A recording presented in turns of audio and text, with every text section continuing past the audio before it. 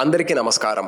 నిద్రా తెలుగు క్యాలెండర్ దియా స్టోర్ పాఠకులకు శుభోదయం. ఈ రోజు 4వ తారీఖు జులై 2025 శ్రీ విశ్వవసనామ సంవత్సరం ఆషాఢ మాసం గ్రీష్మ ఋతువు ఉత్తరాయణం గురువారం. తిథి శుక్ల నవమి సాయంత్రం 4:25 వరకు. తదుపరి దశమి నక్షత్రం చిత్త సాయంత్రం 5:26 వరకు. తదుపరి స్వాతి. ఈ రోజు ద్వాదశ రాశుల వారి రాశి ఫలాలు ఏ విధంగా ఉన్నాయో తెలుసుకుందాం.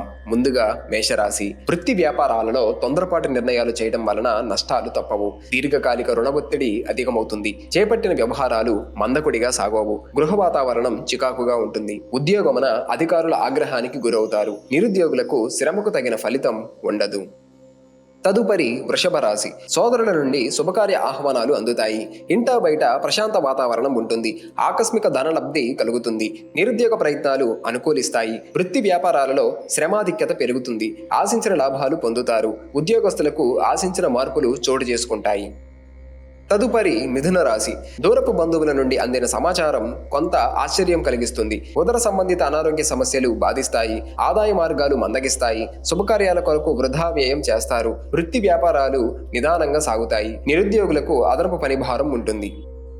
తదుపరి కర్కాటక రాశి. దూర ప్రయాణాలు అనుకూలిస్తాయి. కుటుంబ సభ్యుల మధ్య సఖ్యత పెరుగుతుంది. చేపట్టిన పనులలో జాప్యం ఉన్నప్పటికీ నిదానంగా పూర్తి చేస్తారు. దీర్ఘకాలిక ఆరోగ్య సమస్యల నుండి కొంతవరకు బయటపడతారు. వ్యాపారాలలో నూతన ప్రోత్సాహకాలు అందుకుంటారు. వృత్తి ఉద్యోగాలలో లభించిన అవకాశాలు సద్వినియోగం చేసుకోవాలి.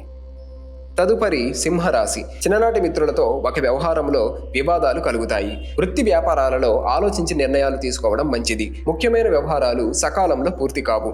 అవసరానికి చేతిలో ధనం నిల్వ ఉండదు. నిరుద్యోగులకు లభించిన అవకాశాలు చేజారుతాయి. ఆరోగ్య విషయంలో అప్రమత్తంగా వ్యవహరించాలి. తదుపరి కన్యరాశి. దూర ప్రాంత మిత్రుల నుండి అరుదైన ఆహ్వానాలు అందుతాయి.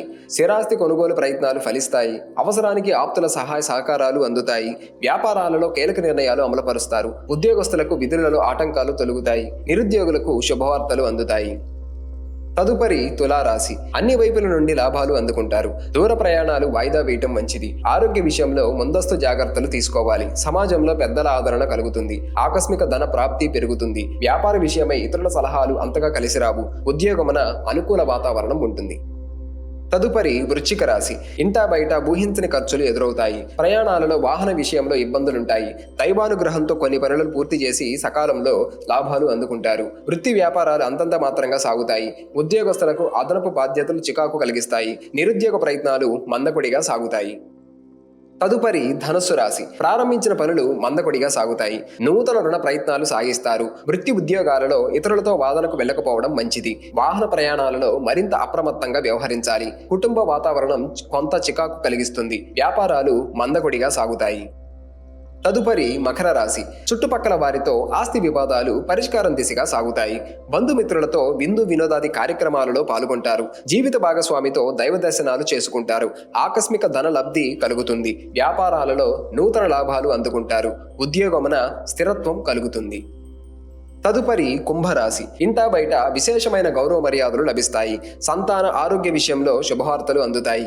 చేపట్టిన పనులలో అప్రయత్న కార్యసిద్ధి కలుగుతుంది. వృత్తి వ్యాపారాలలో ఆర్థిక పురోగతి సాధిస్తారు. ఉద్యోగస్తుల శ్రమకు తగిన గుర్తింపు లభిస్తుంది. నిరుద్యోగులకు ఉన్నత అవకాశాలు అందుకుంటారు. తదుపరి మీనరాశి.